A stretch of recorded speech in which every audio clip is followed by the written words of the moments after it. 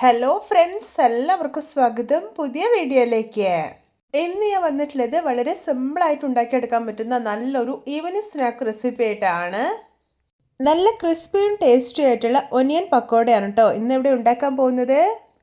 Video കണ്ടിട്ട് ഇഷ്ടപ്പെടുവാണെങ്കിൽ like, share ചെയ്യുക, കമൻറ്റ് ചെയ്യുക, ചാനൽ സബ്സ്ക്രൈബ് ചെയ്യാനും മറക്കരുതേ. പിന്നെ ഫേസ്ബുക്കിലൂടെയാണ് വീഡിയോ കാണുന്നതെങ്കിൽ പേജ് ഫോളോ കൂടി ചെയ്യണേ. അപ്പോൾ നമുക്ക് നേരെ വീഡിയോയിലോട്ട് പോവാം.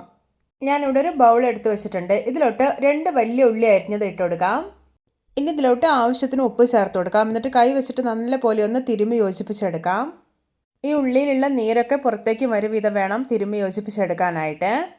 ഇനി ഇതിലോട്ട് ഒരു കഷ്ണം ഇഞ്ചി ചെറുതായിട്ട് അരിഞ്ഞത്, 4 പച്ചമുളക് ചെറുതായിട്ട് അരിഞ്ഞത്, കുറച്ച് കറിവേപ്പില ഇതെല്ലാം ഇട്ട് കൊടുക്കാം. എന്നിട്ട് വീണ്ടും തിരുമ്മി യോജിപ്പിച്ചെടുക്കാം. ഇപ്പോൾ ഇത് ഉള്ളിയെല്ലാം നല്ല സോഫ്റ്റായി കിട്ടിയിട്ടുണ്ട്. ഇനി ഇതിലോട്ട് ഒരു ഗ്ലാസ് കടലപ്പൊടി ചേർത്ത് കൊടുക്കാം. ഇനി പക്കവടയ്ക്ക് നല്ലൊരു ക്രിസ്പിനെസ് കിട്ടാൻ വേണ്ടിയിട്ട് ഒരു 1/2 ഗ്ലാസ് വറുത്ത അരിപ്പൊടി ചേർത്ത് കൊടുക്കാം. ഇത് പത്തിരിയും ഇടിയപ്പമൊക്കെ ഉണ്ടാക്കാൻ വേണ്ടി എടുക്കുന്ന പൊടിയാണ്. ഇനി ഇതിലോട്ട് ഒരു 1/4 ടീസ്പൂൺ മഞ്ഞൾപ്പൊടിയും 1 ടീസ്പൂൺ ചില്ലി ഫ്ലേക്സ് കൂടെ ചേർക്കുന്നുണ്ട്. എന്നിട്ട് കൈ വെച്ചിട്ട് നല്ല പൊടി ഒന്ന് മിക്സാക്കി എടുക്കാം. ഇനി ഇതിലേക്ക് കുറേശ്ശായിട്ട് വെള്ളം ഒഴിച്ചു കൊടുക്കാം. എന്നിട്ടൊന്ന് കുഴച്ചെടുക്കാം. വെള്ളം ഒഴിക്കുമ്പോൾ പ്രത്യേകം ശ്രദ്ധിക്കണേ, കൂടി പോവരുത്. കുറേശ്ശായിട്ട് ഒഴിച്ച് കുഴയ്ക്കുമ്പോഴേ മാവിൻ്റെ ശരിക്കുള്ള പാകം അറിയാൻ കഴിയൂ. ഇപ്പോൾ ഇത് മാവ് നല്ല പെർഫെക്റ്റായി തന്നെ കുഴച്ചെടുത്തിട്ടുണ്ട്. ഇതിൻ്റെ ഒരു കൺസിസ്റ്റൻസി എന്ന് പറയുന്നത് നല്ല പോലെ തിക്കായിട്ടിരിക്കണം, ലൂസായി പോകാൻ പാടില്ല. ഇനി ഇത് റെസ്റ്റ് ചെയ്യാൻ വേണ്ടി വെക്കേണ്ട ആവശ്യമൊന്നുമില്ല. പെട്ടെന്ന് തന്നെ ഒനിയൻ പക്കോട ഉണ്ടാക്കിയെടുക്കാം. അതിനായിട്ട് നന്നായി തിളച്ചിട്ടുള്ള എണ്ണയിലോട്ട് കുറേശ്ശായിട്ട് മാവ് ഇട്ട് കൊടുക്കാം. എണ്ണ നന്നായി തിളച്ച് കഴിഞ്ഞാൽ പിന്നെ ഒരു മീഡിയം ഫ്ലെയിമിൽ വെക്കണം. എന്നിട്ട് വേണം ഇത് ഫ്രൈ ചെയ്തെടുക്കാനായിട്ട്. അപ്പോഴതിനുള്ളിലൊക്കെ നല്ല പെർഫെക്റ്റായിട്ട് കുക്കായി കിട്ടുള്ളൂ. ഇപ്പോൾ ഇതിൻ്റെ ഒരു സൈഡെല്ലാം ഒന്ന് മുരിഞ്ഞു വരാൻ തുടങ്ങിയിട്ടുണ്ട്. ഇനി ഇതെല്ലാം ഒന്ന് തിരിച്ചിട്ട് കൊടുക്കാം. ഇപ്പോൾ കണ്ടോ, 2 സൈഡും നല്ല പെർഫെക്റ്റ് ആയി തന്നെ മുരിഞ്ഞ് നല്ലൊരു ഗോൾഡൻ കളർ ആയിട്ടുണ്ട്. അപ്പോൾ ഇത് പാകമായിട്ടുണ്ട്. ഇതിനി എണ്ണയിൽ നിന്ന് കോരി മാറ്റാവുന്നതാണ്.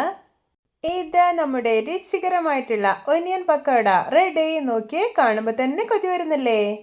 ഇതുപോലെ മറ്റുള്ളതെല്ലാം ഉണ്ടാക്കിയെടുക്കാം. അപ്പോൾ നോമ്പുതുറയ്ക്കൊക്കെ വളരെ സിമ്പിളായിട്ട്, അതും വളരെ കുറഞ്ഞ ഇൻഗ്രീഡിയൻസ് മാത്രം ഉപയോഗിച്ചിട്ട് ഉണ്ടാക്കിയെടുക്കാൻ പറ്റുന്ന രുചികരമായിട്ടുള്ള ഒരു പലഹാരമാണിത്. എല്ലാവരും ഇതുപോലെ ഒന്ന് ഉണ്ടാക്കി നോക്കണേ. ഇത് കാണാൻ തന്നെ എന്തൊരു ഭംഗിയാണല്ലേ. കാണുന്ന പോലെ തന്നെയാണ് കഴിക്കാനും സൂപ്പർ ടേസ്റ്റിയാണ്. ഇത് കണ്ട ഒട്ടും എണ്ണയൊന്നും കുടിക്കാത്ത, പുറമേയൊക്കെ നല്ല ക്രിസ്പിയും ഉള്ളൊക്കെ പഞ്ഞി പോലെ സോഫ്റ്റ് ആയിട്ടാണ് ഇരിക്കുന്നത്. ഇത് ഉണ്ടാക്കിയിട്ട് അപ്പോൾ തന്നെ നല്ലൊരു ക്രിസ്മസോടെ കഴിക്കണം. അപ്പോഴാണ് റിയൽ ടേസ്റ്റ് ഉള്ളത്. എല്ലാവർക്കും എൻ്റെ simple and tasty onion pakoda recipe ഇഷ്ടപ്പെട്ടെന്ന് വിചാരിക്കുന്നു. ഇഷ്ടപ്പെട്ട് സപ്പോർട്ട് ചെയ്യാൻ മറക്കരുതേ. അപ്പോൾ ഇതുപോലെയുള്ള വെറൈറ്റി വീഡിയോകളായി നമുക്ക് വീണ്ടും കണ്ടുമുട്ടാം. Okay, bye bye.